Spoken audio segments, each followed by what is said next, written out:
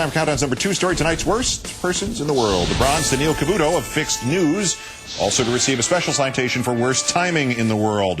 Mr. Cavuto's bid on Monday, still posted on his website, is entitled, "You multitask under pressure, so why can't Congress?"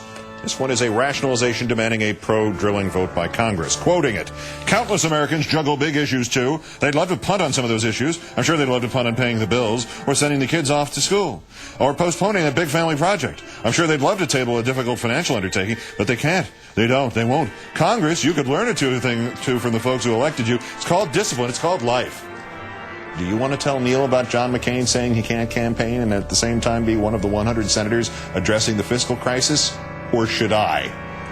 The runner-up, a combined intercontinental win by sausages and hot dogs. Thomas Suderman, chief weatherman at air traffic control at Arlanda Airport in Stockholm, caused the building to be evacuated and nearly caused the airport to be closed when he tried to cook, quote, "a nice fatty sausage from Tuscany," and set off the fire alarm. Meanwhile, the Philadelphia Phillies ballpark was evacuated after somebody found what they thought were pipe bombs wrapped up in duct tape. Turned out they were hot dogs wrapped up in duct tape, left over from a stunt in which the Phillies mascot fires hot dogs wrapped up in duct tape into the crowd using a bazooka-like device. They evacuated the ballpark for this, but nobody's worried about a guy in a costume carrying a bazooka-like device. But our winner, the bottomless pit, that is Steve Doocy of Fox Noise. When a guest this morning remembered that John McCain had a different role in the last greed-induced financial panic in the country, namely as one of the 5 in the Keating 5, Doocy went haywire. He told the guest to pipe down.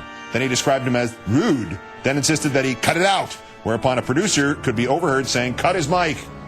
Look, we all know what Fox News is. We all know what Fox and Friends is. You get 3 not very bright people, you feed them really intriguing-sounding stuff that you've made up, and you tell them you are confiding in them by doing so. And they'll enthusiastically spout any nonsense you want them to, and they'll think it was their idea to do so.